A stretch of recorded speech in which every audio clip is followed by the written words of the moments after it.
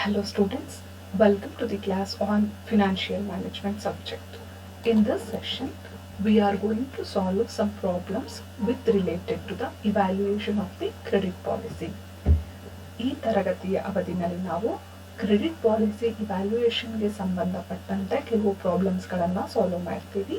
Let us begin the session. First, let us know what is the required format for the evaluation of the credit policy. Credit policy evaluationಗೆ ನಾವು usually follow ಮಾಡುವಂತಹ format ಬಗ್ಗೆ first ತಿಳ್ಕೊಳ್ಳೋಣ. Okay, so ನಾವು ಈ credit policy evaluation ಪರ್ಪಸ್ಗೆ ಬಂದಾಗ ನಾವು ಯಾವ ರೀತಿಯಾಗಿ ಸಾಮಾನ್ಯವಾಗಿ ಇವ್ಯಾಲ್ಯೂಯೇಷನ್ ಪ್ರೋಸೆಸ್ ಮಾಡ್ತೀವಿ ಅಂತ ಅಂದರೆ ಎಕ್ಸಿಸ್ಟಿಂಗ್ ಪಾಲಿಸಿ ಮತ್ತು ಪ್ರಪೋಸ್ಡ್ ಪಾಲಿಸಿಗೂ ಕಂಪೇರ್ ಮಾಡಿ ನಾವು ಇವ್ಯಾಲ್ಯೂಯೇಷನ್ ಪ್ರೋಸೆಸನ್ನು ಮಾಡ್ತೀವಿ. ಎಕ್ಸಿಸ್ಟಿಂಗ್ ಕ್ರೆಡಿಟ್ ಪಾಲಿಸಿ ಅಂತ ಅಂದ್ರೇನು?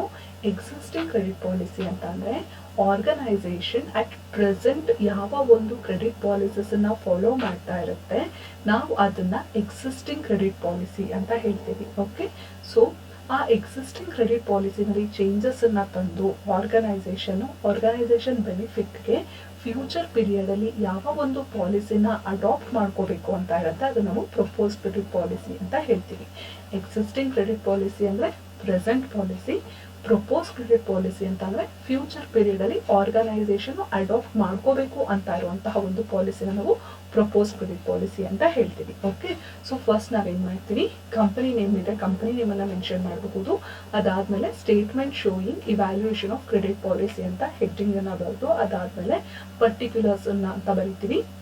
ಅದಾದಮೇಲೆ here we are going to compare existing credit policy ಮತ್ತು ಪ್ರಪೋಸ್ ಕ್ರೆಡಿಟ್ ಪಾಲಿಸಿ ಅಂತ ಬರಿತೀವಿ. ಓಕೆ, ಸೊ ಇದಾಗ್ತಿದಂಗೆ ನಾವು ಫಸ್ಟ್ ಏನನ್ನ ರೆಕಾರ್ಡ್ ಮಾಡ್ತೀವಿ ಅಂತ ಅಂದರೆ ಕ್ರೆಡಿಟ್ ಪೀರಿಯಡನ್ನು ನಾವು ರೆಕಾರ್ಡ್ ಮಾಡಬೇಕು. ಕ್ರೆಡಿಟ್ ಪೀರಿಯಡ್ ಅಂತ ಅಂದ್ರೇನು?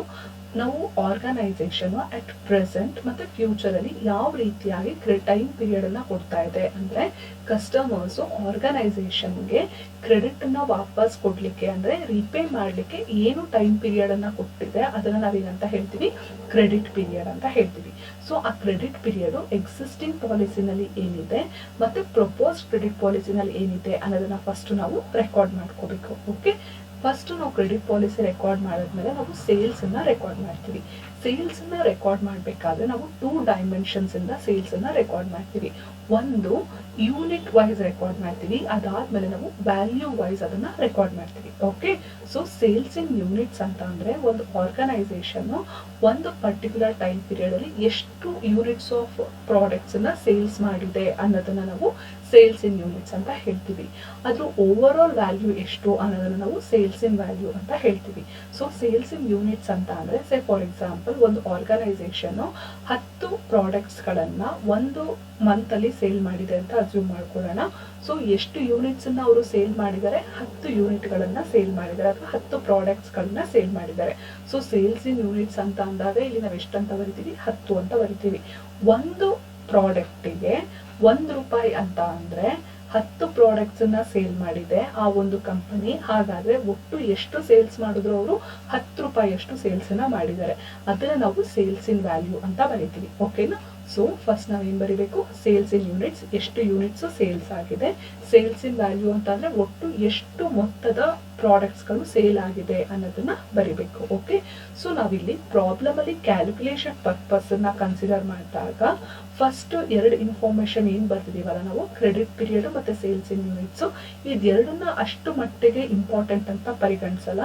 ನಾವು ಕ್ಯಾಲ್ಕುಲೇಷನ್ ಪರ್ಪಸ್ಗೆ ಸೇಲ್ಸ್ ಇನ್ ವ್ಯಾಲ್ಯೂ ಇಂದಾನೆ ಕ್ಯಾಲ್ಕುಲೇಷನನ್ನು ಮಾಡ್ತಾ ಹೋಗ್ತೀವಿ. ಹಾಗಾಗಿ ಈ ಅಮೌಂಟನ್ನು ಕನ್ಸಿಡರ್ ಮಾಡ್ತಾ ಹೋಗ್ತೀವಿ. ಸೇಲ್ಸ್ ಆದಮೇಲೆ ನಾವೇನು ಮಾಡ್ತೀವಿ? ವೇರಿಯಬಲ್ ಕಾಸ್ಟನ್ನು ಡಿಡಕ್ಟ್ ಮಾಡ್ಕೊತೀವಿ. ಏನು ವೇರಿಯಬಲ್ ಕಾಸ್ಟ್ ಅಂತ ಅಂದರೆ the cost which is going to vary with the output, or the variable cost is the cost that is going to change with the output or production. ನಾವು ಯಾವ ಒಂದು cost production ಜೊತೆಗೆ change ಆಗ್ತಾ ಹೋಗ್ತಾ ಇರುತ್ತೆ. ನಾವು ಏನು ಪ್ರೊಡಕ್ಷನನ್ನು ಮಾಡ್ತೀವಿ ಅದ್ರ ಜೊತೆ ವೇರಿಯೇಷನ್ಸ್ ಆಗೋದನ್ನ ನಾವೇನಂತ ಹೇಳ್ತೀವಿ? ವೇರಿಯಬಲ್ ಕಾಸ್ಟ್ ಅಂತ ಹೇಳ್ತೀವಿ.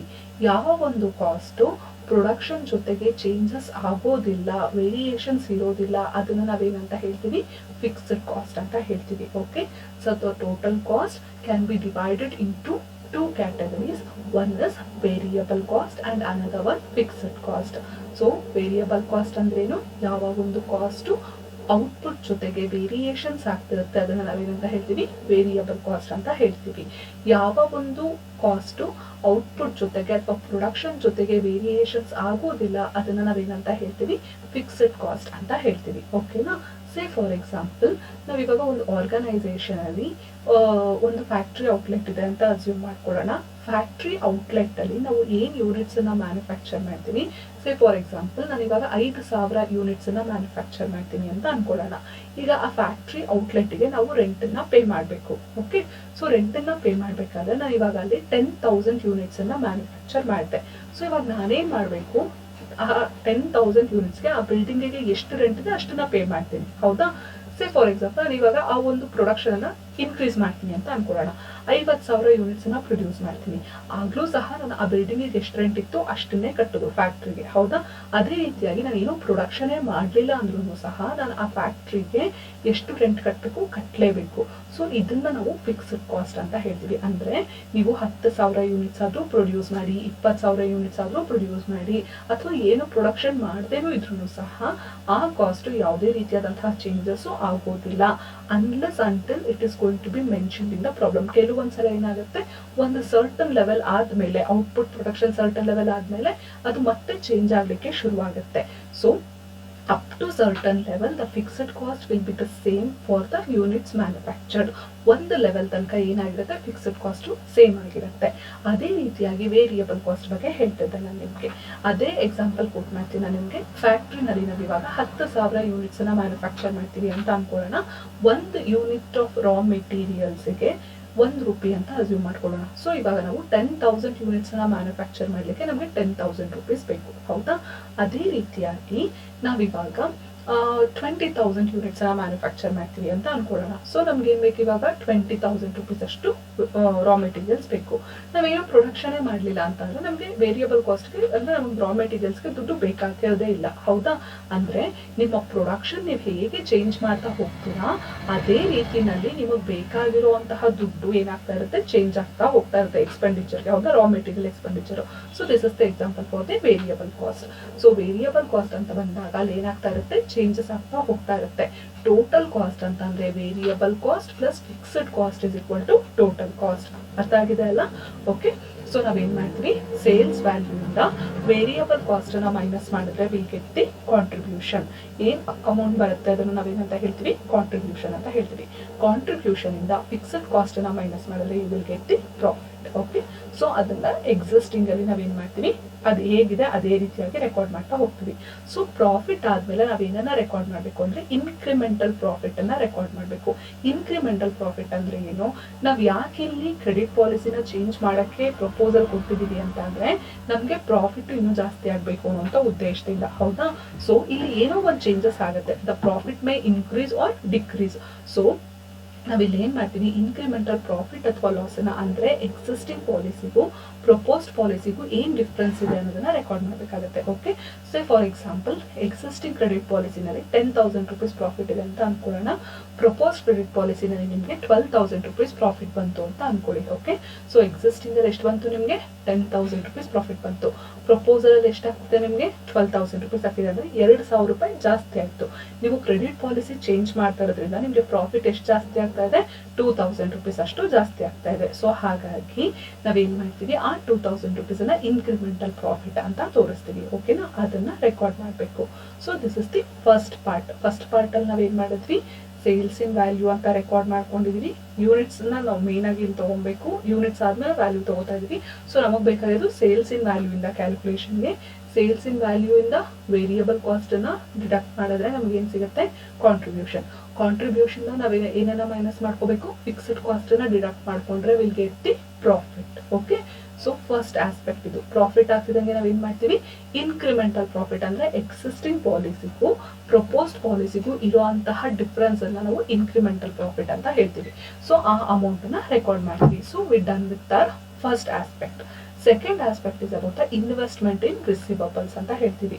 ಅಂದ್ರೆ ನಾವು ರಿಸಿವಬಲ್ಸ್ ಅಂತಂದ್ರೆ ನಮಗೆ ಬರ್ಬೇಕಾಗಿರುವಂತಹ ಹಣ, ನಾವು ಅವ್ರಿಗೆ ಅವ್ರಿಗೆ ಒಂದಷ್ಟು ಟೈಮ್ ಪೀರಿಯಡ್ ಕೊಟ್ಟಿರ್ತೀವಿ, ಹೌದಾ, ನೀವು ನಮಗೆ ಆಮೇಲೆ ದುಡ್ಡು ಕೊಡಿ ಅಂತ ಹೇಳಿ.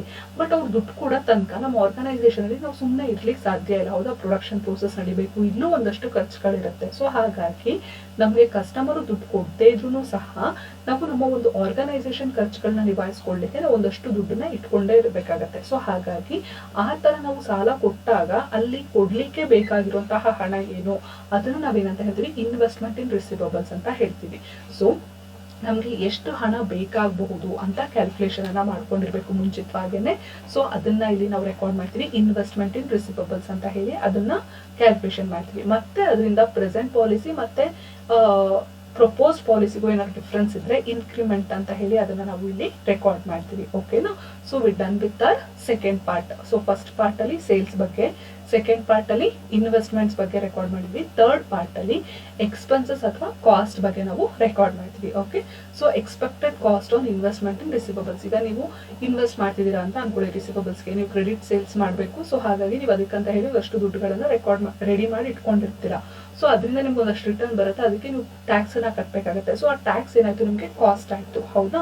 ಸೊ ಆ ರೀತಿಯಾದಂತಹ ಕಾಸ್ಟ್ ಗಳನ್ನ ನಾವು ಇಲ್ಲಿ ರೆಕಾರ್ಡ್ ಮಾಡ್ತೀವಿ ನೋಡಿ. Expected cost on investment in receivables, tax pay ಮಾಡಿರುವಂತದ್ದು ಅಥವಾ ಏನಾರ ಒಂದು ಕಾಸ್ಟ್ ಇನ್ಕರ್ ಆಗುತ್ತೆ ಅಂತ ಅವ್ರು ಹೇಳಿದ್ರೆ ನಾವು ಆ ಇನ್ಫಾರ್ಮೇಶನ್ ಇಲ್ಲಿ ರೆಕಾರ್ಡ್ ಮಾಡಬೇಕು. ಅದಾದ್ಮೇಲೆ ಬ್ಯಾಡ್ ಡೆಟ್ಸ್ ಅಂತ ಹೇಳ್ತೀವಿ. ಸೊ ಬ್ಯಾಡ್ ಡೆಟ್ಸ್ ಏನಾದ್ರು ಇದ್ರೆ ಮತ್ತೆ ನೀವು ಒಂದು ಏನು ಕ್ರೆಡಿಟ್ ಏನ್ ಪ್ರೊವೈಡ್ ಮಾಡಿರ್ತೀರಾ ಅದನ್ನ ಕಲೆಕ್ಟ್ ಮಾಡ್ಲಿಕ್ಕೆ ಏನಾರ ಎಕ್ಸ್ಪೆನ್ಸಸ್ ಆದ್ರೆ ಅದನ್ನ ನಾವು ಕಲೆಕ್ಷನ್ ಎಕ್ಸ್ಪೆನ್ಸಸ್ ಅಂತ ಹೇಳ್ತೀವಿ. ಸೊ ಅದಷ್ಟನ್ನು ಆಡ್ ಮಾಡ್ಕೊಂತೀವಿ. ಸೊ ಟೋಟಲ್ ಆಫ್ ಕಾಸ್ಟ್, ಬರೀ ಟೋಟಲ್ ಎಕ್ಸ್ಪೆನ್ಸಸ್ ಮತ್ತೆ ಕಾಸ್ಟ್ ಅನ್ನ ಆಡ್ ಮಾಡ್ಕೊಂತೀವಿ. ಅದನ್ನ ನಾವು ಬಿ ಅಂತ ರೆಪ್ರೆಸೆಂಟ್ ಮಾಡ್ತೀವಿ. ಪ್ರಾಫಿಟ್ ನ ಎ ಅಂತ ರೆಪ್ರೆಸೆಂಟ್ ಮಾಡಿದೀನಿ, ಟೋಟಲ್ ಎಕ್ಸ್ಪೆನ್ಸಸ್ ಮತ್ತೆ ಕಾಸ್ಟ್ ನ ಬಿ ಅಂತ ರೆಪ್ರೆಸೆಂಟ್ ಮಾಡ್ತಾ ಇದೀನಿ. ಓಕೆನಾ. ಸೊ ಈಗ ನಾನು ಏನ್ ಮಾಡ್ಬೇಕು, ನೆಟ್ ಪ್ರಾಫಿಟ್ ನ ಐಡೆಂಟಿಫೈ ಮಾಡಬೇಕು. ಪ್ರಾಫಿಟ್ ಹೇಗೆ ಐಡೆಂಟಿಫೈ ಮಾಡ್ತೀವಿ, ನೆಟ್ ಪ್ರಾಫಿಟ್ ಅನ್ನ ಹೇಗೆ ಐಡೆಂಟಿಫೈ ಮಾಡ್ತೀವಿ ಅಂದ್ರೆ ಪ್ರಾಫಿಟ್ ಇಂದ ಟೋಟಲ್ ಕಾಸ್ಟ್ ಅಥವಾ ಎಕ್ಸ್ಪೆನ್ಸಸ್ ಅನ್ನ ಡಿಡಕ್ಟ್ ಮಾಡಿದ್ರೆ will get the net profit. Okay. So profit ಇಂದ ಕಾಸ್ಟ್ ಅನ್ನ ಡಿಡಕ್ಟ್ ಮಾಡಿದ್ರೆ ನನಗೆ ನೆಟ್ ಪ್ರಾಫಿಟ್ ಬಂತು. ಸೊ ಈ ಪ್ರಾಫಿಟ್ ಅಲ್ಲಿ ಏನಾದ್ರೂ ವೇರಿಯೇಷನ್ಸ್ ಇದ್ದೇ ಇರುತ್ತೆ, ಹೌದಾ. ಸೊ ಇನ್ಕ್ರೀಸ್ ಆಗಿರಬಹುದು ಅಥವಾ ಡಿಕ್ರೀಸ್ ಆಗಿರಬಹುದು, ಅದನ್ನ ನಾವು increase R decrease in profit ಅಂತ ಹೇಳ್ತೀವಿ. ಸೊ ಒಂದು ಪ್ರಾಫಿಟ್ ಒಂದು ಪಾಲಿಸಿ ಜೊತೆಗೆ ಮತ್ತೊಂದು ಪಾಲಿಸಿನ ಕಂಪೇರ್ ಮಾಡಿ ಅಲ್ಲಿ ಆಗಿರುವಂತಹ ಚೇಂಜಸ್ ನಾವು ಇಲ್ಲಿ ರೆಕಾರ್ಡ್ ಮಾಡ್ತಾ ಹೋಗ್ತೀವಿ. Okay. So this is with regard to the format. ಈ ಫಾರ್ಮ್ಯಾಟ್ ಪ್ರಕಾರ ನಾವು ಇವಾಗ ಪ್ರಾಬ್ಲಮ್ ಅನ್ನ ಸಾಲ್ವ್ ಮಾಡ್ತಾ ಹೋಗೋಣ. ಓಕೆನಾ. So let us begin the problem. First problem, here they have provided H Limited information. Okay. So H Limited at present has an annual sales level of 10,000 units, selling price rupees 300 per unit ಅಂತ ಹೇಳ್ತಾರೆ. So H Limited ಅಲ್ಲಿ annual sales level ಎಷ್ಟಿದೆ, 10,000 units ಇದೆ. Selling price ಒಂದು ಯೂನಿಟ್ಗೆ selling price ಎಷ್ಟಿದೆ, 300 per unit ಇದೆ ಅಂತ ಹೇಳ್ತಾ ಇದ್ದಾರೆ. The variable cost rupees 200 per unit. Variable cost ಎಷ್ಟಿದೆ, ಒಂದು ಯೂನಿಟ್ಗೆ 200 ಇದೆ. Fixed cost amounted to rupees 3 lakh per annum. ಒಂದು ವರ್ಷಕ್ಕೆ ಫಿಕ್ಸ್ಡ್ ಕಾಸ್ಟ್ ಎಷ್ಟಿದೆ ಅಂತ ಹೇಳ್ತಾ ಇದ್ದಾರೆ, 3 lakh ಅಂತ ಹೇಳ್ತಾ ಇದ್ದಾರೆ. ನಾನು ನಿಮ್ಗೆ ವೇರಿಯಬಲ್ ಕಾಸ್ಟ್ ಮತ್ತೆ ಫಿಕ್ಸ್ಡ್ ಕಾಸ್ಟ್ ಬಗ್ಗೆ ಹೇಳಿದೀನಿ. ವೇರಿಯಬಲ್ ಕಾಸ್ಟ್ ಅಂತ ಅಂದಾಗ ಪ್ರೊಡಕ್ಷನ್ ಸಂಬಂಧಪಟ್ಟಂಗೆ ಸೇಲ್ಸ್ ಪ್ರೊಡಕ್ಷನ್ ಚೇಂಜ್ ಆಗ್ತಾ ಆಗ್ತಾ ಏನಾಗ್ತಾ ಇರುತ್ತೆ, ಮುಖ್ಯವಾಗಿ ಪ್ರೊಡಕ್ಷನ್ ಚೇಂಜ್ ಆದಷ್ಟು ವೇರಿಯಬಲ್ ಕಾಸ್ಟ್ ಚೇಂಜ್ ಆಗ್ತಾನೆ ಇರುತ್ತೆ. ಅದೇ ತರ ಫಿಕ್ಸ್ಡ್ ಅಮೌಂಟ್ ಫಿಕ್ಸ್ಡ್ ಕಾಸ್ಟ್ ಕೂಡ ಏನಾಗಿರುತ್ತೆ ಅಂತಂದ್ರೆ it is not going to change with the output, it is going to be remain for a fixed period of time as same, and after some fixed period of time it may also start fluctuating, but not fully, but up to some level. Okay. So ಒಂದಷ್ಟು level production ತನಕ fixed cost same ಇರುತ್ತೆ, ಅದಾದ್ಮೇಲೆ changes ಆಗುವಂತಹ chances ಇರುತ್ತೆ. Okay. The company present credit period allowed to its customer is 1 month. Company present credit period ಅನ್ನ ಎಷ್ಟು ಕೊಡ್ತಾ ಇದೆ ಕಸ್ಟಮರ್ಸ್ಗೆ, 1 month ಅಂತ ಹೇಳ್ತಾರೆ. ಅಂದ್ರೆ ಅವರು ಕ್ರೆಡಿಟ್ ಸೇಲ್ಸ್ ನ ಮಾಡಿದ್ದಾರೆ, ಕಂಪನಿ ಅವರು ಕ್ರೆಡಿಟ್ ಸೇಲ್ಸ್ ನ ಮಾಡಿದ್ಮೇಲೆ ಅವರು ಅವರ ಕಸ್ಟಮರ್ಸ್ಗೆ ಎಷ್ಟು ಟೈಮ್ ಪೀರಿಯಡ್ ಅನ್ನ ಕೊಟ್ಟಿದ್ದಾರೆ ಅಂದ್ರೆ 1 ತಿಂಗಳು ಟೈಮ್ ಪೀರಿಯಡ್ ಅನ್ನ ಕೊಟ್ಟಿದ್ದಾರೆ. ಏನಕ್ಕೆ 1 ತಿಂಗಳು ಟೈಮ್ ಪೀರಿಯಡ್ ಅನ್ನ ಕೊಟ್ಟಿದ್ದಾರೆ, ಅವರು ಹಣವನ್ನ ವಾಪಸ್ ಕೊಡ್ಲಿಕ್ಕೆ ಅವ್ರಿಗೆ ಎಷ್ಟು ಸಮಯ ಇದೆ, 1 ತಿಂಗಳು ಸಮಯ ಇದೆ. ಓಕೆನಾ. The company is considering a proposal to increase the credit period to 2 and 3 months and made the following estimates. ಕಂಪನಿಗೆ ಒಂದು ಕ್ರೆಡಿಟ್ ಪ್ರಪೋಸಲ್ ಅನ್ನ ಕೊಟ್ಟಿದ್ದಾರೆ. ಏನ್ ಪ್ರಪೋಸಲ್ ಅನ್ನ ಕೊಟ್ಟಿದ್ದಾರೆ, to increase the credit period. Credit period ಏನಿತ್ತು ಅರ್ಲಿಯರ್ ಪೀರಿಯಡ್ ಅಲ್ಲಿ ಎಷ್ಟಿದೆ, 1 ತಿಂಗಳು ಸಮಯ ಅವಕಾಶ ಇದೆ, ಅದನ್ನ 2 ಅಥವಾ 3 ತಿಂಗಳಿಗೆ ಹೆಚ್ಚಿಸಿ ಅಂತ ಅವರು ಒಂದು ಪ್ರಪೋಸಲ್ ನ ಕೊಟ್ಟಿದ್ದಾರೆ. ಹಾಗಾಗಿ ಆ ಒಂದು ಪ್ರಪೋಸಲ್ ಪ್ರಕಾರ ಅವರು ಒಂದಷ್ಟು ಎಸ್ಟಿಮೇಟ್ಸ್ ಅನ್ನ ಮಾಡಿದ್ದಾರೆ. ನೋಡಿ ಇಲ್ಲಿ ಏನೇನ್ ಹೇಳಿದ್ದಾರೆ ಇನ್ಫಾರ್ಮೇಶನ್ ಅಂತ ಹೇಳಿ ಪರ್ಟಿಕ್ಯುಲರ್ಸ್ ಬಗ್ಗೆ ಇನ್ಫಾರ್ಮೇಶನ್ ಕೊಟ್ಟಿದ್ದಾರೆ. ಅದಾದ್ಮೇಲೆ ಎಕ್ಸಿಸ್ಟಿಂಗ್ ಕ್ರೆಡಿಟ್ ಪಾಲಿಸಿ ಇನ್ಫಾರ್ಮೇಶನ್ ಕೊಟ್ಟಿದ್ದಾರೆ ಮತ್ತೆ ಪ್ರಪೋಸ್ ಕ್ರೆಡಿಟ್ ಪಾಲಿಸಿ ಇನ್ಫಾರ್ಮೇಶನ್ ಕೊಟ್ಟಿದ್ದಾರೆ. ಪ್ರಪೋಸ್ ಪಾಲಿಸಿನಲ್ಲಿ 2 ಆಪ್ಷನ್ಸ್ ಇದೆ ಅವರಿಗೆ. ಸೊ 2 ಆಪ್ಷನ್ ಇರೋದ್ರಿಂದ 2 ಕ್ರೆಡಿಟ್ ಪಾಲಿಸಿ ಅಂತ ಮಾಡ್ಕೊಂಡಿದ್ದಾರೆ. So propose credit policy 1, propose credit policy 2. So as per the existing credit policy, the allowed credit period is 1 month. Existing credit policy ಪ್ರಕಾರ ಅವರಿಗೆ time period ಎಷ್ಟಿದೆ allowed 1 month ಇದೆ. Propose credit policy ಪ್ರಕಾರ time credit period ಏನು hello ಮಾಡಿದ್ದಾರೆ ಅಂದ್ರೆ 2 months policy 1 ನಲ್ಲಿ. Policy 2 ನಲ್ಲಿ ಎಷ್ಟು ಅಲೋ ಮಾಡ್ತಾ ಇದ್ದಾರೆ 3 ಮಂತ್ಸ್ ಅಲೋ ಮಾಡ್ತಾ ಇದ್ದಾರೆ. Okay, so this is with regard to credit period. After that they said ನೀವು ಇವಾಗ ಕ್ರೆಡಿಟ್ ಪೀರಿಯಡ್ ಅನ್ನ ಜಾಸ್ತಿ ಮಾಡಿದಷ್ಟು ಮಾಡೋ ಉದ್ದೇಶ ಏನು ಸೇಲ್ಸ್ ಜಾಸ್ತಿ ಆಗ್ಬೇಕು ಅಂತ, ಹೌದಾ? ಸೊ ಇಲ್ಲಿ ಇವರು ಈ ಒಂದು ಕ್ರೆಡಿಟ್ ಪೀರಿಯಡ್ ನ ಜಾಸ್ತಿ ಮಾಡ್ತಿರೋದ್ರಿಂದ ಸೇಲ್ಸ್ ಅಲ್ಲಿ ಇನ್ಕ್ರೀಸ್ ಆಗತ್ತೆ ಅಂತ ಎಕ್ಸ್ಪೆಕ್ಟ್ ಮಾಡ್ತಾ ಇದ್ದಾರೆ. ಸೊ ಇನ್ಕ್ರೀಸ್ ಇನ್ ಸೇಲ್ಸ್, ಎಷ್ಟು ಸೇಲ್ಸ್ ಅಲ್ಲಿ ಇನ್ಕ್ರೀಸ್ ಆಗತ್ತೆ ಅಂತ ಹೇಳ್ತಿದ್ದಾರೆ ಅಂತ ಅಂದ್ರೆ ಫಸ್ಟ್ ಪಾಲಿಸಿನಲ್ಲಿ 15% ಅಷ್ಟು ಸೇಲ್ಸ್ ಜಾಸ್ತಿ ಆಗುತ್ತೆ ಅಂತ ಹೇಳ್ತಾರೆ. ಸೆಕೆಂಡ್ ಪಾಲಿಸಿನಲ್ಲಿ ಏನ್ ಹೇಳ್ತಾರೆ 30% ಅಷ್ಟು ಸೇಲ್ಸ್ ಜಾಸ್ತಿ ಆಗುತ್ತೆ ಅಂತ ಹೇಳ್ತಾ ಇದ್ದಾರೆ. ಓಕೆ, ಅದೇ ರೀತಿಯಾಗಿ ಸೇಲ್ಸ್ ಜಾಸ್ತಿ ಆದಷ್ಟು ನೀವೇನ್ ಮಾಡ್ತಾ ಇದೀರಾ ಟೈಮ್ ಪೀರಿಯಡ್ ಜಾಸ್ತಿ ಕೊಡ್ತಿದ್ದೀರಾ. ಇದರಿಂದ ಏನಾಗುತ್ತೆ ಅಂತ ಹೇಳ್ತಾ ಇದ್ದಾರೆ ಅವರು ಬ್ಯಾಡ್ ಡೆಟ್ಸ್ ಸಹ ಇನ್ಕ್ರೀಸ್ ಆಗಿದೆ ಅಂತ ಹೇಳ್ತಾ ಇದ್ದಾರೆ. ನೋಡಿ, increase in bad debts as of ನಾವು ಕ್ರೆಡಿಟ್ ಪಾಲಿಸಿ ಪ್ರೆಸೆಂಟ್ ಪಾಲಿಸಿನಲ್ಲಿ 1 ತಿಂಗಳು ಟೈಮ್ ಪೀರಿಯಡ್ ಇದೆ ಕ್ರೆಡಿಟ್ ನ ವಾಪಸ್ ಕೊಡ್ಲಿಕ್ಕೆ, ಹೌದಾ? ಆ ಪಾಲಿಸಿ ಪ್ರಕಾರ ಬ್ಯಾಡ್ ಡೆಟ್ಸ್ ಎಷ್ಟಿದೆ ಅಂತ ಅಂದ್ರೆ 1% ಇದೆ. ಪ್ರಪೋಸ್ಡ್ ಪಾಲಿಸಿ ಪ್ರಕಾರ ನೀವೇನಾದ್ರೂ ಹೊಸದಾಗಿ ಅವ್ರಿಗೆ ಕ್ರೆಡಿಟ್ ನ ಕೊಡ್ತೀರಾ ಅಂತ ಅಂದ್ರೆ ಅಲ್ಲಿ ಅವ್ರಿಗೆ ಎಷ್ಟಿರುತ್ತೆ ಅಂತಂದ್ರೆ ಬ್ಯಾಡ್ ಡೆಟ್ಸ್ 3% ಇರುತ್ತೆ. ಅದೇ ತರ ನೀವು 3 ಮಂತ್ಸ್ ಟೈಮ್ ಪೀರಿಯಡ್ ಕೊಟ್ಟರೆ ಅವ್ರಿಗೆ 5% ಬ್ಯಾಡ್ ಡೆಟ್ಸ್ ಆಗುತ್ತೆ ಅಂತ ಎಸ್ಟಿಮೇಟ್ ಮಾಡ್ತಾ ಇದ್ದಾರೆ. ಓಕೆನಾ? So this is with regard to the information they have provided. Okay, will move further. There will be an increase in the fixed cost by rupees 50,000 on account of increase in the sales beyond 25% of the present sales. Present sales ಏನಿದೆ ಆ ಒಂದು present ಸೇಲ್ಸ್ಗಿಂತ 25% ಅಷ್ಟು ಜಾಸ್ತಿ ಆದ್ರೆ ಮತ್ತೆ fixed cost ಜಾಸ್ತಿ ಆಗುತ್ತೆ ಅಂತ ಹೇಳ್ತಾರೆ. ಇಲ್ಲಿ ನೋಡಿ, ಫಿಕ್ಸ್ಡ್ ಕಾಸ್ಟ್ ಎಷ್ಟು ಕೊಟ್ಟಿದ್ದಾರೆ 3 lakh rupees ಕೊಟ್ಟಿದ್ದಾರೆ, ಹೌದಾ? ಸೊ ಫಿಕ್ಸ್ಡ್ ಕಾಸ್ಟ್ ಬಗ್ಗೆ ಅವ್ರು ಏನ್ ಹೇಳ್ತಾ ಇದ್ದಾರೆ 3 lakh ಇರುತ್ತೆ ಅಂತ ಹೇಳ್ತಾರೆ. ಸೊ ಪ್ರೆಸೆಂಟ್ ಸೇಲ್ಸ್ 10,000 ಯೂನಿಟ್ಸ್ ಇದೆ ಅಂತ ಹೇಳ್ತಾರೆ. ಈ 10,000 ಯೂನಿಟ್ಸ್ಗೆ 25% ಗಿಂತ ಜಾಸ್ತಿ ಆದ್ರೆ ಫಿಕ್ಸ್ಡ್ ಕಾಸ್ಟ್ ಜಾಸ್ತಿ ಆಗುತ್ತೆ ಅಂತಾರೆ. ಎಕ್ಸಿಸ್ಟಿಂಗ್ ಪಾಲಿಸಿನಲ್ಲಿ 10,000 ಯೂನಿಟ್ಸ್ ಇದೆ, ಏನು ವೇರಿಯೇಷನ್ಸ್ ಆಗಲ್ಲ. ಪ್ರಪೋಸ್ಡ್ ಪಾಲಿಸಿನಲ್ಲಿ 15% ಜಾಸ್ತಿ ಆಗುತ್ತೆ ಅಂತ ಹೇಳ್ತಾರೆ. ಸೊ 15% ಇದ್ದಾಗ ಫಿಕ್ಸ್ಡ್ ಕಾಸ್ಟ್ ಸೇಮ್ 3 lakh ಇರುತ್ತೆ. ಸೆಕೆಂಡ್ ಪಾಲಿಸಿನಲ್ಲಿ ಪ್ರಪೋಸ್ ಪಾಲಿಸಿ 2 ನಲ್ಲಿ 30% ಜಾಸ್ತಿ ಆಗುತ್ತೆ ಅಂತ ಹೇಳ್ತಾರೆ. ಅಂದ್ರೆ 25% ಗಿಂತ ಸೇಲ್ಸ್ ಜಾಸ್ತಿ ಆಯ್ತಲ್ವಾ? ಸೊ ಇವಾಗ ಏನಾಗುತ್ತೆ ಇಲ್ಲಿ 3 lakh ಜೊತೆಗೆ 50% ಫಿಕ್ಸ್ಡ್ ಕಾಸ್ಟ್ ಜಾಸ್ತಿ ಆಗುತ್ತೆ.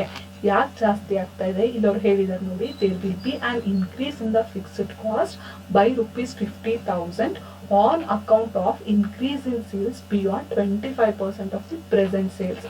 ಪ್ರೆಸೆಂಟ್ ಸೇಲ್ಸ್ ಎಷ್ಟಿದೆ ಅದಕ್ಕಿಂತ 25% ಜಾಸ್ತಿ ಆದ್ರೆ 50,000 ಫಿಕ್ಸ್ಡ್ ಕಾಸ್ಟ್ ಜಾಸ್ತಿ ಆಗುತ್ತೆ ಅಂತ ಹೇಳಿದ್ದಾರೆ. ಇಲ್ಲಿ ಎಷ್ಟು ಜಾಸ್ತಿ ಆಗ್ತಾ ಇದೆ 30% ಜಾಸ್ತಿ ಆಗ್ತಿದೆ. ಹಾಗಾಗಿ ಪ್ರೆಸೆಂಟ್ ಫಿಕ್ಸ್ಡ್ ಕಾಸ್ಟ್ ಎಷ್ಟು 3 lakh. 3 lakh ಜೊತೆಗೆ ಮತ್ತೆ 50,000 ಸೇರಿಸಿ ಅವಾಗ ಎಷ್ಟಾಗುತ್ತೆ ಫಿಕ್ಸ್ಡ್ ಕಾಸ್ಟ್ 3,50,000 ಆಗುತ್ತೆ. ಓಕೆನಾ? So the company plans to pre-tax returns of 20% on investment in receivables. Investments in receivables, ಅವ್ರು ಏನ್ ರಿಸೀವಬಲ್ಸ್ ಅಲ್ಲಿ ಇನ್ವೆಸ್ಟ್ಮೆಂಟ್ ಮಾಡ್ತಾ ಇದ್ದಾರೆ ಆ ಇನ್ವೆಸ್ಟ್ಮೆಂಟ್ ಮೇಲೆ 20% ಅನ್ನ ಪ್ರೀ-ಟ್ಯಾಕ್ಸ್ ರಿಟರ್ನ್ ಅನ್ನ ಪೇ ಮಾಡಬೇಕು ಅಂತ ಅವರು ಕ್ಯಾಲ್ಕುಲೇಷನ್ ಅನ್ನ ಮಾಡಿದ್ದಾರೆ. Okay, so this is the information they provided. You are required to calculate the most paying credit policy of the company. So ಯಾವ ಒಂದು ಕ್ರೆಡಿಟ್ ಪಾಲಿಸಿ ನಮ್ಮ ಕಂಪ್ನಿಗೆ ಮೋಸ್ಟ್ ಬೆನಿಫಿಟ್ ಅನ್ನ ತಂದ್ಕೊಡುತ್ತೆ ಅದನ್ನ ನಾವಿಲ್ಲಿ ಕ್ಯಾಲ್ಕುಲೇಷನ್ ಮಾಡಬೇಕು ಅಂತ ಹೇಳ್ತಾ ಇದ್ದಾರೆ. Okay, so that is with regard to the problem they have provided. Let us go with the sum. First we need to calculate the investment in receivables. First ನಾವು ಏನನ್ನ calculation ಮಾಡ್ಕೋಬೇಕು, ಇನ್ವೆಸ್ಟ್ಮೆಂಟ್ ಇನ್ ರಿಸೀವಬಲ್ಸ್ ಅನ್ನ calculation ಮಾಡಬೇಕು. ಅಂದ್ರೆ company ಎಷ್ಟು ದುಡ್ಡನ್ನ ಈ receivables ಇದಕ್ಕೆ ಅಂತ ಹೇಳಿ ಇನ್ವೆಸ್ಟ್ಮೆಂಟ್ ಮಾಡ್ತಾ ಇದೆ ಅನ್ನೋದನ್ನ ನಾವಿಲ್ಲಿ ಕ್ಯಾಲ್ಕುಲೇಷನ್ ಮಾಡಬೇಕು. ಹೇಗೆ ಕ್ಯಾಲ್ಕುಲೇಷನ್ ಮಾಡ್ತೀವಿ? We can calculate with the help of the formula. So that formula is total cost divided by number of times of collection. So ಈ ಫಾರ್ಮುಲಾ ಯೂಸ್ ಮಾಡಿ ನಾವೇನ್ ಮಾಡಬಹುದು, calculation of investment in receivables ಅನ್ನ calculate ಮಾಡಬಹುದು. Okay, ಈಗ ನಮ್ಮ ಹತ್ರ 3 credit policy ಇದೆ, ಕರೆಕ್ಟಾ? ಎಕ್ಸಿಸ್ಟಿಂಗ್ ಕ್ರೆಡಿಟ್ ಪಾಲಿಸಿ ಇದೆ, ಪ್ರಪೋಸ್ಡ್ 1, ಪ್ರಪೋಸ್ಡ್ 2, ಹೌದಾ? ಸೊ ನಾವ್ ಇವಾಗ ಫಸ್ಟ್ ಏನ್ ಮಾಡ್ತೀವಿ, ಆ ರೀತಿಯಾಗಿ ಫಾರ್ಮುಲಾಸ್ ಗಳನ್ನ ಕ್ಯಾಲ್ಕುಲೇಷನ್ ಮಾಡ್ಲಿಕ್ಕೆ ಅಂತ ಹೇಳಿ 3 ರೋಸ್ ಗಳನ್ನ ಕ್ರಿಯೇಟ್ ಮಾಡ್ಕೊಂತೀವಿ. ಎಕ್ಸಿಸ್ಟಿಂಗ್ ಕ್ರೆಡಿಟ್ ಪಾಲಿಸಿ ಎಕ್ಸಿಸ್ಟಿಂಗ್ ಇರುವಂತದ್ದು, proposed credit policy 1, proposed credit policy 2. So this is the information they have provided. So ಅಲ್ಲಿ ಏನು ಕೊಟ್ಟಿದ್ರು ಆ ಮಾಹಿತಿ ಮೇಲೆ ನಾವು ಈ ರೀತಿಯಾಗಿ ರೋಸ್ಗಳನ್ನ ಕ್ರಿಯೇಟ್ ಮಾಡಿದ್ವಿ. ಈಗ 3 ಪಾಲಿಸಿಗಳಿಗೂ ನಾವೇನ್ ಮಾಡಬೇಕು, ಇನ್ವೆಸ್ಟ್ಮೆಂಟ್ ಇನ್ ರಿಸಿವಬಲ್ಸ್ ನ ಕ್ಯಾಲ್ಕುಲೇಷನ್ ಮಾಡಬೇಕು.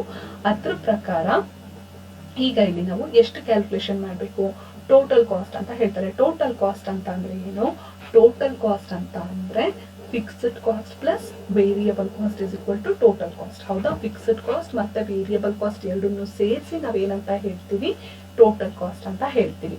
Divided by number of times of collection ಅಂತ ಹೇಳ್ತೀವಿ. ಸೊ ನಾವು ಅವ್ರಿಗೆ ಎಷ್ಟು ಟೈಮ್ ಪೀರಿಯಡ್ ಅನ್ನ ಕೊಟ್ಟಿದೀವಿ ಕಲೆಕ್ಟ್ ಮಾಡ್ಲಿಕ್ಕೆ ಅಂತ ಹೇಳಿ ಅದನ್ನ, ಅಥವಾ ಕ್ರೆಡಿಟ್ ಪೀರಿಯಡ್ ಅಂತ ನಾವು ಕನ್ಸಿಡರ್ ಮಾಡ್ಕೋಬಹುದು. ಅದನ್ನ ಏನಂತ ಹೇಳ್ತೀವಿ, number of times of collection ಅಂತ ಹೇಳ್ತೀವಿ. ಓಕೆನಾ. ಸೊ ಈ ಮಾಹಿತಿ ಪ್ರಕಾರ ನಾವಿವಾಗ ಮೊದಲನೇದಾಗಿ ಏನ್ ಮಾಡ್ಬೇಕು, ಟೋಟಲ್ ಕಾಸ್ಟ್ ಅನ್ನ ಕ್ಯಾಲ್ಕುಲೇಷನ್ ಮಾಡ್ಬೇಕು. ಮೊದಲನೇದಾಗಿ ವೇರಿಯಬಲ್ ಕಾಸ್ಟ್ ಅನ್ನ ಬರ್ಕೊಂತೀನಿ, ನಂತರ ಫಿಕ್ಸ್ಡ್ ಕಾಸ್ಟ್ ಅನ್ನ ಬರೆದು ಅದನ್ನ ನಾವು ಕ್ಯಾಲ್ಕುಲೇಷನ್ ಮಾಡ್ತೀವಿ. ಸೊ ಇವಾಗ ಫಸ್ಟ್ ಇನ್ಫಾರ್ಮೇಶನ್ ಪ್ರಕಾರ ನಮ್ಗೆ ಇಲ್ಲಿ ಎಕ್ಸಿಸ್ಟಿಂಗ್ ಪಾಲಿಸಿನಲ್ಲಿ ನೋಡಿ ಪ್ರೊಡಕ್ಷನ್ ಬಗ್ಗೆ ಇನ್ಫಾರ್ಮೇಶನ್ ಇಲ್ಲ, ಸೇಲ್ಸ್ ಬಗ್ಗೆ ಇದೆ. ಸೊ ನಾವ್ ಏನಂತ ಅಸ್ಯೂಮ್ ಮಾಡ್ಕೊಂತೀವಿ, ಏನು ಸೇಲ್ಸ್ ಆಗಿದೆ ಅಷ್ಟು ಪ್ರೊಡಕ್ಷನ್ ಆಗಿದೆ ಅಂತ ಅಸ್ಯೂಮ್ ಮಾಡ್ಕೊಂಡಿದೀವಿ. ಓಕೆ. ಸೊ ಮೊದಲನೇ ಫಸ್ಟ್ ಲೈನ್ ಅಲ್ಲಿ ಎಕ್ಸಿಸ್ಟಿಂಗ್ ಕ್ರೆಡಿಟ್ ಪಾಲಿಸಿನಲ್ಲಿ ಸೇಲ್ಸ್ ಎಷ್ಟು ಹೇಳ್ತಾ ಇದ್ದಾರೆ, 10,000 ಅಂತ ಹೇಳಿದ್ದಾರೆ. ಸೊ 10,000 ಯೂನಿಟ್ಸ್ ಗೆ ನಾವು ಎಷ್ಟು, ಒಂದು ಯೂನಿಟ್ಗೆ 300 ರುಪೀಸ್ ಇದೆ ಸೆಲ್ಲಿಂಗ್ ಪ್ರೈಸ್. ಹೌದಾ, ನಮಗ್ ಬೇಕಾಗಿರೋದು ಇವಾಗ ವೇರಿಯಬಲ್ ಕಾಸ್ಟ್ ಮಾತ್ರ. ಓಕೆ. ಸೊ ನಾವೇನ್ ಮಾಡೋಣ, ಇಲ್ಲಿ ಸೇಲ್ಸ್ ಎಷ್ಟಾಗಿದೆ, ಪ್ರೊಡಕ್ಷನ್ ಎಷ್ಟಾಗಿದೆ, ಇಲ್ಲಿ 10,000 ಯೂನಿಟ್ಸ್. ಹೌದಾ, ವೇರಿಯಬಲ್ ಕಾಸ್ಟ್ ಎಷ್ಟು, ಒಂದು ಯೂನಿಟ್ಗೆ 200 ಪರ್ ಯೂನಿಟ್ ಅಂತ ಹೇಳ್ತಾರೆ. ಸೊ ಈಗ ನಾವು ವೇರಿಯಬಲ್ ಕಾಸ್ಟ್ ಅನ್ನ ಹೇಗೆ ಕ್ಯಾಲ್ಕುಲೇಷನ್ ಮಾಡ್ಕೊಂತೀವಿ, 10,000 units multiplied by 200 is equal to 20 lakh. ಓಕೆನಾ. ಸೊ 10,000 ಯೂನಿಟ್ಸ್ಗೆ 200 per variable cost 200 per unit ಇದೆ. ಸೊ 10,000 ಯೂನಿಟ್ಸ್ಗೆ ಅದನ್ನ ಕ್ಯಾಲ್ಕುಲೇಷನ್ ಮಾಡ್ಕೊಂಡ್ರೆ will get 20 lakh plus 3 lakh is the fixed cost. ಯಾಕಂದ್ರೆ ಫಿಕ್ಸ್ಡ್ ಕಾಸ್ಟ್ ಹೇಳಿದ್ದಾರೆ ಅವರೇ, ಫಿಕ್ಸ್ಡ್ ಕಾಸ್ಟ್ 3 lakh ಇದೆ. Okay. So this is per annum, right. So ಇಲ್ಲಿ ಏನ್ ಹೇಳಿದ್ದಾರೆ, ಪರ್ ಆನಮ್ ಅಂತ ಹೇಳ್ತಾ ಇದ್ದಾರೆ. ಸೊ ಪರ್ ಆನಮ್ ಅಂತ ಹೇಳ್ತಿರೋದ್ರಿಂದ ಒಂದು ವರ್ಷಕ್ಕೆ ಎಷ್ಟಾಗತ್ತೆ ಅನ್ನೋದನ್ನ ಅವ್ರು ಇಲ್ಲಿ ಕೊಟ್ಟಿದ್ದಾರೆ ನಮ್ಗೆ. ಸೊ ಈಗ ನಾವೇನ್ ಮಾಡ್ಬೇಕು, ಇಲ್ಲಿ ಡಿವೈಡೆಡ್ ಬೈ 12 ಅಂತ ಹಾಕೊಂಡಿದೀವಿ. ಓಕೆ. ಸೊ ಇದಿಷ್ಟು ಒಂದು ಇನ್ಫಾರ್ಮೇಶನ್ ಆಯ್ತು. Okay. Multiplied by number of times of collection. Credit period ಎಷ್ಟು ಕೊಟ್ಟಿದಾರಪ್ಪ ಇಲ್ಲಿ, ಓಕೆ. ಕ್ರೆಡಿಟ್ ಪೀರಿಯಡ್ ಎಷ್ಟಿದೆ ಇಲ್ಲಿ, the company present credit period to customer is 1 month. So ಅವ್ರಿಗೆ number of times of collection ಎಷ್ಟಿದೆ, 1 month ಇದೆ. ಸೊ 1 ಅಂತ ಹಾಕೋತೀವಿ. ಓಕೆನಾ. ಸೊ ಟೈಮ್ಸ್ ಆಫ್ ಕಲೆಕ್ಷನ್ ಅವ್ರು ಎಷ್ಟು, 1 month ಮಾಡ್ಕೋತಾರೆ. ಸೊ ಇದನ್ನ ನಾವು ಸಿಂಪ್ಲಿಫೈ ಮಾಡ್ಕೊಂಡ್ರೆ will get 1,91,667. Okay. This is the first information. And as per the second credit policy, second credit policy ಪ್ರಕಾರ ನಮ್ಗೆ ಎಷ್ಟು ಜಾಸ್ತಿ ಆಗುತ್ತೆ ಸೇಲ್ಸ್ ಅಂತ ಹೇಳಿದ್ದಾರೆ, 15% ಸೇಲ್ಸ್ ಜಾಸ್ತಿ ಆಗುತ್ತೆ ಅಂತ ಹೇಳ್ತಾರೆ. ಸೊ 15% ಜಾಸ್ತಿ ಆಗುತ್ತೆ ಅಂದ್ರೆ ಅರ್ಥ ನಾವು ಪ್ರೊಡಕ್ಷನ್ ಕೂಡ ಅಷ್ಟೇ ಜಾಸ್ತಿ ಮಾಡಬೇಕು. ಹೌದಾ. ಸೊ 10,000 ಮೇಲೆ 15% ಕ್ಯಾಲ್ಕುಲೇಷನ್ ಮಾಡ್ಕೊಳ್ಳಿ ನೀವು, ಎಷ್ಟು ಅಮೌಂಟ್ ಬರುತ್ತೆ ನೋಡಿ. ಸೊ 10,000 ಪ್ಲಸ್ ನಿಮ್ಗೆ ಏನ್ ಅಮೌಂಟ್ ಬರುತ್ತೆ ಅದು. ಓಕೆ. ಸೊ ಅದ್ರ ಜೊತೆಗೆ ನಾವೇನ್ ಮಾಡ್ಬೇಕು, ಇವಾಗ ವೇರಿಯಬಲ್ ಕಾಸ್ಟ್ 200 ಅನ್ನ ಮಲ್ಟಿಪ್ಲೈ ಮಾಡಿದ್ರೆ ವಿಲ್ ಗೆಟ್ 23 lakh. ಓಕೆನಾ. ಸೊ 23 lakh ಜೊತೆಗೆ plus fixed cost of 3 lakh will be added divided by 12. Okay. Multiplied by 2, ಯಾಕೆಂದ್ರೆ ಇಲ್ಲಿ ನಾವು ಕ್ರೆಡಿಟ್ ಪೀರಿಯಡ್ ಎಷ್ಟು ಅಲೋ ಮಾಡ್ತಾ ಇದೀವಿ, 2 months. ಓಕೆನಾ. ಸೊ 2 months ಅಂತ ಇಲ್ಲಿ ಬರೀತೀವಿ. ಸೊ ಸಿಂಪ್ಲಿಫೈ ಮಾಡಿದಾಗ 4,33,333 ಬರುತ್ತೆ. ಅದೇ ರೀತಿ ಸೆಕೆಂಡ್ ಪ್ರಪೋಸ್ ಪಾಲಿಸಿಗೆ ಬನ್ನಿ. ಇಲ್ಲಿ ಸೇಲ್ಸ್ ಎಷ್ಟು ಜಾಸ್ತಿ ಆಗುತ್ತೆ ಅಂತ ಹೇಳ್ತಾ ಇದ್ದಾರೆ ಇವರು, 30% ಜಾಸ್ತಿ ಆಗುತ್ತೆ ಅಂತ ಹೇಳ್ತಾರೆ. ಸೊ 10,000 ಮೇಲೆ 30% ಕ್ಯಾಲ್ಕುಲೇಷನ್ ಮಾಡಿದ್ರೆ ಎಷ್ಟು ಬರುತ್ತೆ ನಿಮ್ಗೆ, 13,000 ಬರುತ್ತೆ. ಓಕೆನಾ. ಸೊ ಇಲ್ಲಿ ಅವ್ರು ಏನ್ ಹೇಳ್ತಾರೆ, 13,000 ಮೇಲೆ 200 ಮಾಡ್ಕೊಳ್ಳಿ calculation, you will get 26 lakh. ಕರೆಕ್ಟಾ. 26 lakh ಪ್ಲಸ್ 3,50,000 ಬರ್ಬೇಕು ಇಲ್ಲಿ, ಸಾರಿ. ಸೊ 3,50,000 ಬರ್ಬೇಕು. ಯಾಕೆ 3,50,000 ಬರ್ಬೇಕು ಅಂತ ಅಂದ್ರೆ ಇಲ್ಲಿ ಅವ್ರು ಏನ್ ಹೇಳಿದ್ರು ನೋಡಿ, fixed amount, fixed cost amount rupees 3 lakh per annum ಇದು ಈ ಪ್ರಪೋಸ್ಡ್ಗೆ. ಓಕೆನಾ. ಬಟ್ ಅದ್ರ ಜೊತೆಗೆ ಇಲ್ಲಿ ಹೇಳಿದ್ದಾರೆ, ಯಾವಾಗ ಸೇಲ್ಸ್ 25% ಗಿಂತ ಜಾಸ್ತಿ ಆಗುತ್ತೆ ಅವಾಗ 50,000 ಮತ್ತೆ ಜಾಸ್ತಿ ಆಗುತ್ತೆ ಅಂತ ಹೇಳಿದ್ದಾರೆ. ಸೊ 3,50,000 ಮಾಡ್ಕೋಬೇಕು. ಇದನ್ನ ಸಿಂಪ್ಲಿಫೈ ಮಾಡಿದ್ರೆ you will get 7,37,500. So this is the calculation of amount investment in receivables. ಈ ರೀತಿಯಾಗಿ ನಾವು ಕ್ಯಾಲ್ಕುಲೇಷನ್ ಅನ್ನ ಮಾಡ್ತೀವಿ. ಇದಾದ್ಮೇಲೆ ನಾವೇನ್ ಮಾಡ್ಬೇಕು, ಇವಾಗ ಸ್ಟೇಟ್ಮೆಂಟ್ ಅನ್ನ ಪ್ರಿಪೇರ್ ಮಾಡ್ತೀವಿ. So statement showing evaluation of credit policy ಅಂತ ಹೇಳ್ತೀವಿ. ಪರ್ಟಿಕ್ಯುಲರ್ಸ್ ಎಕ್ಸಿಸ್ಟಿಂಗ್ ಕ್ರೆಡಿಟ್ ಪಾಲಿಸಿ, ನಮ್ಮ ಹತ್ರ 2 ಪಾಲಿಸಿ ಇದೆ. ಸೊ ಪ್ರಪೋಸ್ ಕ್ರೆಡಿಟ್ ಪಾಲಿಸಿ ಅಂತ ಹಾಕಿ ಪಾಲಿಸಿ 1, ಪಾಲಿಸಿ 2 ಅಂತ ಹಾಕಿದೀವಿ. ಸೊ ಕ್ರೆಡಿಟ್ ಪೀರಿಯಡ್ ಪ್ರಾಬ್ಲಮ್ ಅಲ್ಲಿ ಹೇಗೆ ಕೊಟ್ಟಿದ್ದಾರೆ ಅದೇ ರೀತಿ ಬರ್ಕೊಂತೀರಾ. 1 ಕ್ರೆಡಿಟ್ ಇಲ್ಲಿ ಒಂದು ಕ್ರೆಡಿಟ್ ಪೀರಿಯಡ್ 1 ಮಂತ್, ಪಾಲಿಸಿ 1 ಅಲ್ಲಿ credit period 2 and again in policy 2 proposed ಪಾಲಿಸಿನಲ್ಲಿ ಕ್ರೆಡಿಟ್ ಪೀರಿಯಡ್ 3 ಮಂತ್ಸ್ ಇದೆ. ಓಕೆನಾ. ಸೇಲ್ಸ್ ಇನ್ ಯೂನಿಟ್ಸ್, ಸೇಲ್ಸ್ ಎಷ್ಟಾಗುತ್ತೆ ಅಂತ. ಸೊ ನಾನು ನಿಮ್ ಕ್ಯಾಲ್ಕುಲೇಷನ್ ಅಲ್ಲಿ ಹೇಳಿದ್ರೆ ಫಿಕ್ಸ್ ಕಾಸ್ಟ್ ಕ್ಯಾಲ್ಕುಲೇಷನ್ ಅಲ್ಲಿ. So sales unit existing credit ಪಾಲಿಸಿನಲ್ಲಿ ಎಷ್ಟಿದೆಯಪ್ಪ, 10,000 ಇದೆ. ಪ್ರಪೋಸ್ ಪಾಲಿಸಿ 1 ಅಲ್ಲಿ 15% ಜಾಸ್ತಿ ಆಗುತ್ತೆ, ಪ್ರಪೋಸ್ ಪಾಲಿಸಿ 2 ನಲ್ಲಿ 30% ಜಾಸ್ತಿ ಆಗುತ್ತೆ. ಹೌದಾ. ಸೊ ನಾವು ಆ ರೀತಿ ಕ್ಯಾಲ್ಕುಲೇಷನ್ ಮಾಡ್ಕೊಂಡ್ರೆ ಎಕ್ಸಿಸ್ಟಿಂಗ್ ಪಾಲಿಸಿನಲ್ಲಿ 10,000 ಯೂನಿಟ್ ಸೇಲ್ಸ್ ಇದೆ, ಮತ್ತೆ ನಮಗೆ ಇಲ್ಲಿ 10,000 ಮೇಲೆ 15% ಕ್ಯಾಲ್ಕುಲೇಷನ್ ಮಾಡಿದ್ರೆ 1,500 ಬರುತ್ತೆ. ಸೊ ಅವಾಗ ಇಲ್ಲಿ ಪ್ರಪೋಸ್ಡ್ ಕ್ರೆಡಿಟ್ ಪಾಲಿಸಿ 1 ನಲ್ಲಿ ಸೇಲ್ಸ್ ಇನ್ ಯೂನಿಟ್ ಎಷ್ಟಾಗುತ್ತೆ, 11,500. ಅದೇ ರೀತಿಯಾಗಿ ಪಾಲಿಸಿ 2 ಮೇಲೆ ನೀವು 30% 10,000 ಮೇಲೆ ಕ್ಯಾಲ್ಕುಲೇಷನ್ ಮಾಡಿದ್ರೆ 3,000 ಬರುತ್ತೆ. 10,000 plus 3,000 is equal to 13,000. So policy 2 ಪ್ರಕಾರ 13,000 ಬರುತ್ತೆ. ಓಕೆನಾ. So this is with regard to sales in units. First ನಾವು ಎಷ್ಟು ಯೂನಿಟ್ಸ್ ಸೇಲ್ಸ್ ಅನ್ನ ಮಾಡ್ತಾ ಇದ್ದೀವಿ ಅನ್ನೋದನ್ನ ಕ್ಯಾಲ್ಕುಲೇಷನ್ ಮಾಡಿದೀವಿ ಇಲ್ಲಿ. ಸೊ ಸೇಲ್ಸ್ ಇನ್ ಯೂನಿಟ್ಸ್ ಇದಾದ್ಮೇಲೆ ಅದ್ರ ವ್ಯಾಲ್ಯೂ ಎಷ್ಟು ಅನ್ನೋದನ್ನ ನಾವು ಕ್ಯಾಲ್ಕುಲೇಷನ್ ಮಾಡಬೇಕು. ಸೆಲ್ಲಿಂಗ್ ಪ್ರೈಸ್ ಕೊಟ್ಟಿದ್ದಾರೆ ಪ್ರಾಬ್ಲಮ್ ಅಲ್ಲಿ. ಹೌದಾ. ಸೆಲ್ಲಿಂಗ್ ಪ್ರೈಸ್ ಏನ್ ಹೇಳ್ತಾರೆ, ಸೆಲ್ಲಿಂಗ್ ಪ್ರೈಸ್ ₹300 ಪರ್ ಯೂನಿಟ್ ಅಂತ ಹೇಳಿದ್ದಾರೆ. ಸೊ ಆ 300 ನಾವು ಈ ರೀತಿಯಾಗಿ ಕ್ಯಾಲ್ಕುಲೇಟ್ ಮಾಡ್ಕೊಂತೀವಿ. ಸೇಲ್ಸ್ ಇನ್ ವ್ಯಾಲ್ಯೂ ಅಂತ ಹೇಳಿದಾಗ ಇಲ್ಲಿ ಏನಿದೆ ಸೇಲ್ಸ್ ಇನ್ ಯೂನಿಟ್ಸ್ ಅಂತ ಇದೆಯಲ್ಲ, ಈ ಕಾಲಮ್ ಜೊತೆಗೆ ಈ ರೋಸ್ ಏನಿದೆ ಇಲ್ಲಿ ಇದ್ರ ಜೊತೆಗೆ ನಾವೇನ್ ಮಾಡ್ಬೇಕಂತ ಅಂದ್ರೆ per unit selling price per unit ಅನ್ನ ಮಲ್ಟಿಪ್ಲೈ ಮಾಡಬೇಕು. ಓಕೆ. So 10,000 into 300 30 lakh, 11,000 multiplied by 300 34,50,000, 13,000 multiplied by 300 39 lakh. ಓಕೆನಾ. ಸೊ ಈ ರೀತಿಯಾಗಿ ಕ್ಯಾಲ್ಕುಲೇಷನ್ ಅನ್ನ ಮಾಡ್ತೀವಿ. ಇದಾದ್ಮೇಲೆ ನಾವೇನ್ ಮಾಡ್ಬೇಕು, ವೇರಿಯಬಲ್ ಕಾಸ್ಟ್ ಅನ್ನ ಡಿಡಕ್ಟ್ ಮಾಡ್ಬೇಕು. ಸೊ ವೇರಿಯಬಲ್ ಕಾಸ್ಟ್ ಕೂಡ ಅಷ್ಟೇ, ನೀವು ಎಷ್ಟಿಲ್ಲಿ ಸೇಲ್ಸ್ ಯೂನಿಟ್ಸ್ ಇರುತ್ತಲ್ಲ ಇದ್ರ ಜೊತೆಗೆ 200 ಪರ್ ಯೂನಿಟ್ ಅನ್ನ ಮಲ್ಟಿಪ್ಲೈ ಮಾಡ್ತಾ ಹೋಗಿ. So 10,000 multiplied by 200 is equal to 20 lakh, 11,500 multiplied by 200 23 lakh, 13,000 multiplied by 200 26 lakh. ಓಕೆನಾ. ಸೊ ವೇರಿಯಬಲ್ ಕಾಸ್ಟ್ ನ ಈ ರೀತಿಯಾಗಿ ಕ್ಯಾಲ್ಕುಲೇಷನ್ ಮಾಡ್ತೀರಾ. ಈಗ ಏನ್ ಮಾಡ್ತೀರಾ, ಸೇಲ್ಸ್ ಇನ್ ವ್ಯಾಲ್ಯೂ ಇಂದ ವೇರಿಯಬಲ್ ಕಾಸ್ಟ್ ಅನ್ನ ಮೈನಸ್ ಮಾಡ್ತೀರಾ. ಸೊ ಎಕ್ಸಿಸ್ಟಿಂಗ್ ಕ್ರೆಡಿಟ್ ಪಾಲಿಸಿನಲ್ಲಿ ನೋಡಿ 30 lakh ಅಲ್ಲಿ 20 lakh ಅನ್ನ ಡಿಡಕ್ಟ್ ಮಾಡಿದ್ರೆ you will get a contribution of 10 lakh. ಅದೇ ತರ ಪಾಲಿಸಿ ಪ್ರಪೋಸ್ಡ್ ಪಾಲಿಸಿ 1 ನಲ್ಲಿ 34,50,000 ಇಂದ 23 lakh ಅನ್ನ ಮೈನಸ್ ಮಾಡಿದ್ರೆ you will get 11,50,000. Again like that in the policy 2, that is proposed credit policy 2, if you deduct 39 lakh from 39 lakh, if you deduct 26 lakh, you will get the 13 lakh. ಓಕೆನಾ. So this is with regard to contribution. ಇದಾದ್ಮೇಲೆ ಇದರಿಂದ ನೀವೇನ್ ಮಾಡ್ತೀರಾ, fixed cost ಅನ್ನ deduct ಮಾಡ್ತೀರಾ. Fixed cost ಅನ್ನ deduct ಮಾಡ್ಬೇಕಾದ್ರೆ existing credit ಪಾಲಿಸಿನಲ್ಲಿ 3 lakh ಡಿಡಕ್ಟ್ ಮಾಡ್ತೀರಾ. ಪ್ರಪೋಸ್ ಪಾಲಿಸಿನಲ್ಲೂ ಕೂಡ 3 lakh ಡಿಡಕ್ಟ್ ಮಾಡ್ತೀರಾ 1 ನಲ್ಲಿ. ಓಕೆ. ಪ್ರಪೋಸ್ ಪಾಲಿಸಿ 2 ನಲ್ಲಿ ಯು ಹ್ಯಾವ್ ಟು ಡಿಡಕ್ಟ್ 3,50,000. ಯಾಕೆ 3,50,000 ಅನ್ನ ಡಿಡಕ್ಟ್ ಮಾಡಬೇಕು, ಇಲ್ಲಿ ಹೇಳಿದಾರಲ್ವಾ 50,000 ಪ್ರೊಡಕ್ಷನ್ 25% ಗಿಂತ ಜಾಸ್ತಿ ಆದ್ರೆ 50,000 ಫಿಕ್ಸ್ಡ್ ಕಾಸ್ಟ್ ಜಾಸ್ತಿ ಆಗತ್ತೆ ಅಂತ ಹೇಳಿದ್ರು. ಸೊ ಹಾಗಾಗಿ ನೀವೇನ್ ಮಾಡ್ತೀರಾ, ಇಲ್ಲಿ 3,50,000 ಅನ್ನ ಡಿಡಕ್ಟ್ ಮಾಡ್ತೀರಾ.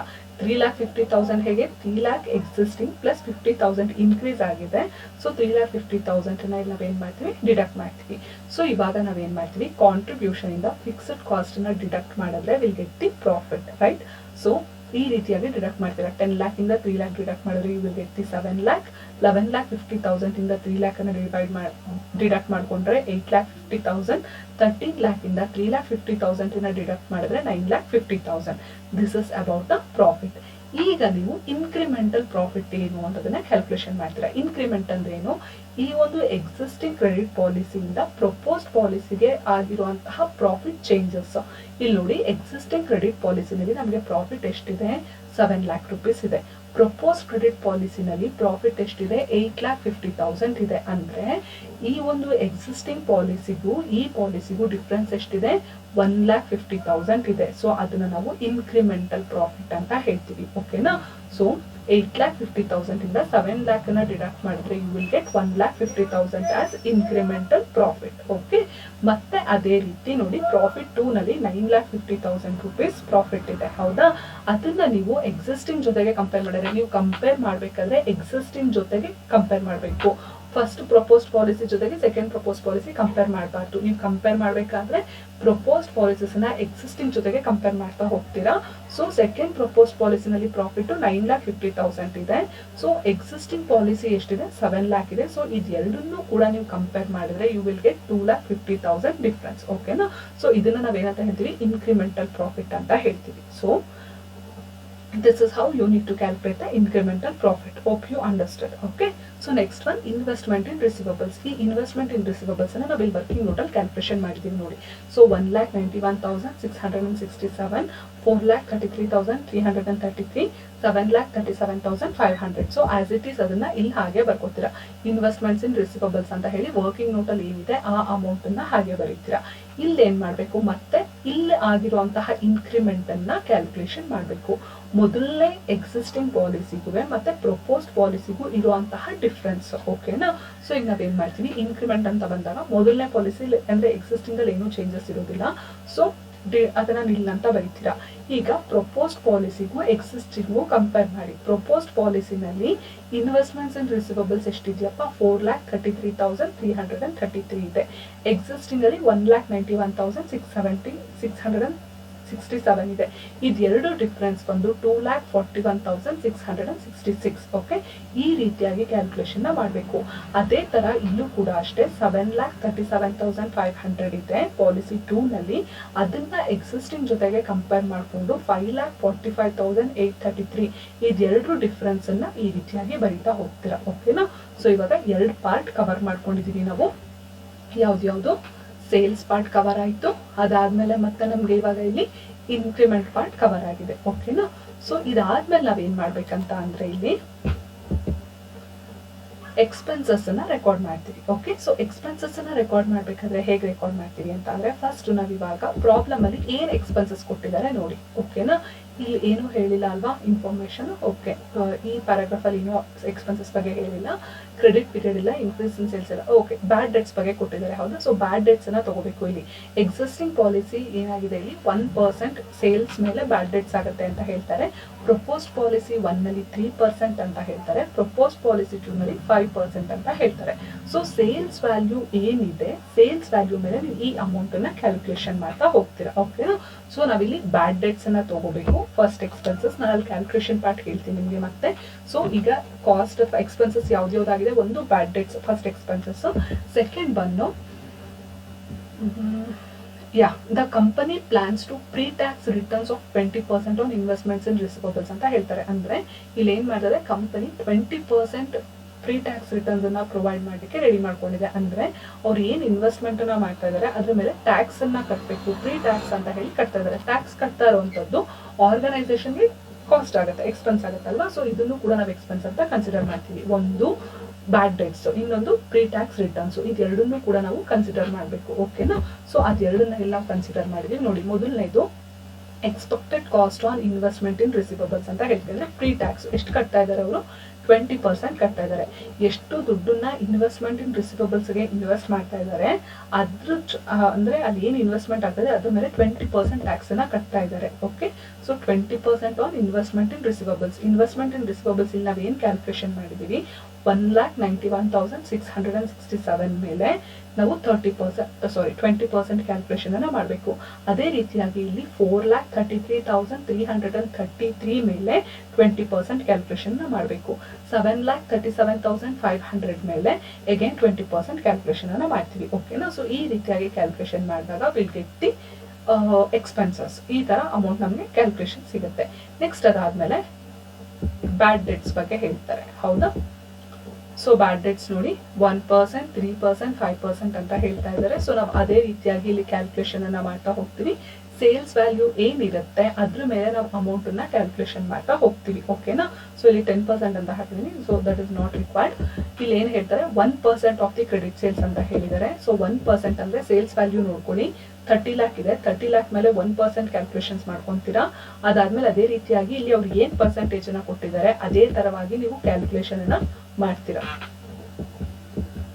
ಓಕೆನಾ. 135 ಈ ರೀತಿಯಾಗಿ ಕ್ಯಾಲ್ಕುಲೇಷನ್ ಅನ್ನ ಮಾಡ್ತೀರಾ.